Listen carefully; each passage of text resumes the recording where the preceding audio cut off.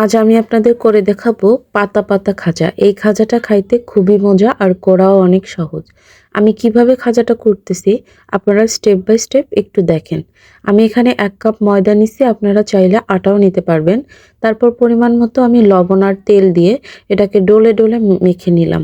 বেশ খানিকক্ষণ মাখানোর পরে আমি নর্মাল পানি দিয়ে এটার একটা ডো তৈরি করব।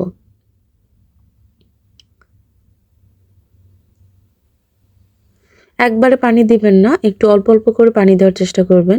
অল্প অল্প করে পানি দিয়ে বেশি নরমও না আবার খুব বেশি শক্তও না, এরকম একটা ডো তৈরি করব আমি। আপনারা দেখেন আমার ডোটা কতটা নরম হয়েছে। আচ্ছা, এবার আমি কয়টা এখান থেকে খাজা বানাবো সেটা আমি ভাগ ভাগ করে কেটে নিলাম। এবার আমি এগুলো দিয়ে একটা রুটি তৈরি করব। আমি উপর দিয়ে খানিকটা ময়দা ছিটিয়ে দিয়ে, এখানে তেল ব্যবহার করার দরকার নেই, ময়দা দিয়েই রুটি বানানো যাবে।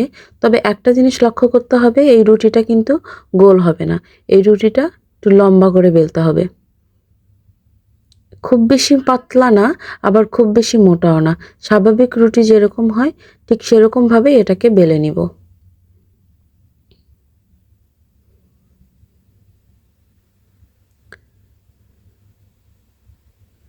এটা লম্বা করে বেলে নেওয়ার পরে এবার সমান করে আমি এটাকে চাকু দিয়ে কেটে নিব।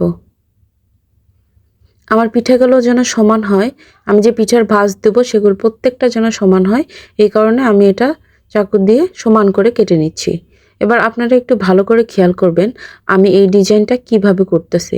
আমি মাঝখান দিয়ে এটা একটা দাগ টেনে নিলাম যেন আমার ডিজাইনগুলো আমি খুব ভালোভাবে করতে পারি এবং প্রত্যেকটা পাতার যেন সমান হয়, এই কারণে আমি আগে মাঝখান দিয়ে এটাকে ভাগ করে নিচ্ছি।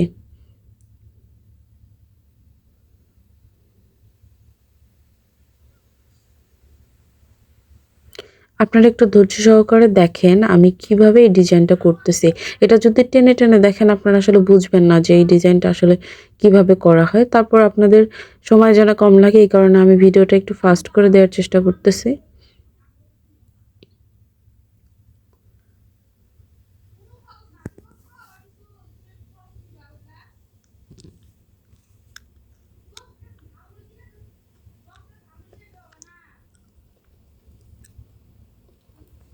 এটা চিকন করে করে কেটে নিতে হবে।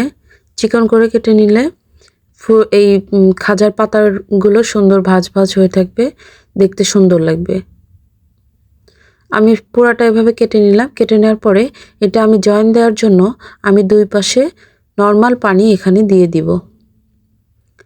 নর্মাল পানি দেওয়ার পরে এই পাশ থেকে আমি এই কর্নারে লাগিয়ে হাত দিয়ে চেপে চেপে এটার সাথে লাগিয়ে দিব। তারপর আবার একটু এই পাশে পানি দিব, দিয়ে আবার এই পাশটা লাগিয়ে দিব। এবার দুই পাশটা আমি চোখা করে নিব, দুই দিকে একটু চোখা করে নেব।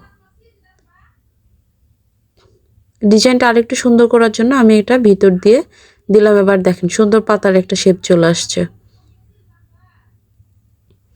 আপনাদের বোঝার সুবিধার জন্য আমি আরও একটা আপনাদের করে দেখাচ্ছি।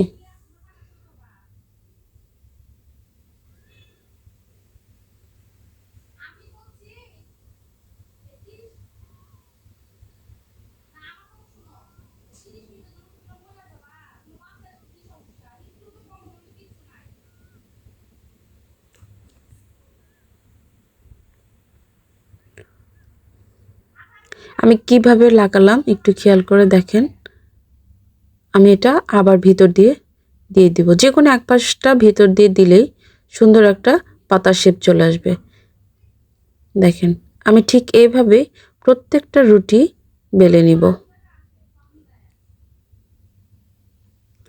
সবগুলো রুটি বেলা হয়ে গেলে মানে খাজাটা হয়ে গেলে বেলে রুটি বেলে নিয়ে খাজা তৈরি করা হয়ে গেলে আমি এগুলো ভেজে নেব।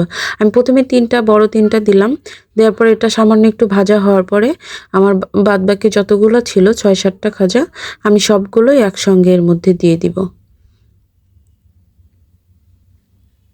আপনারা চাইলে অল্প অল্প করে নিয়েও ভাজতে পারেন।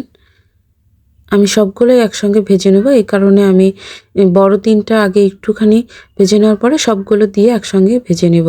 এটা একটু আমি কড়া করেই ভেজে নিছি, আপনারা চাইলে হালকা করেও ভাজতে পারেন। দেখেন আমি আপনাদের দেখায় দিচ্ছি।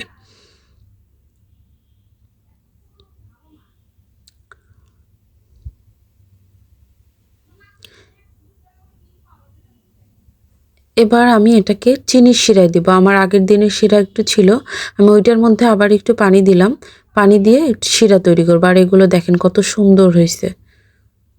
আমি এখানে একটুখানি শিরার মধ্যে সয়াবিন তেল দিয়ে দিলাম, যেন শিরাটা বসে না যায়, এই কারণে একটু সয়াবিন তেল দিয়ে দিলাম।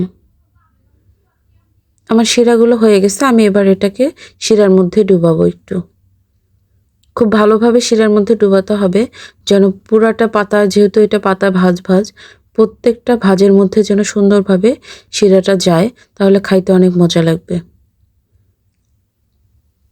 খুব সহজে আমি তৈরি করে ফেললাম পাতার খাজা। এটা করা কতটা সহজ, একটু সময় নিয়ে এটা করলে খুব সুন্দরভাবে করা যায়। আর দেখেন আমার পাতার প্রত্যেকটা ভাজ ভাজ কত সুন্দর হয়ে আছে।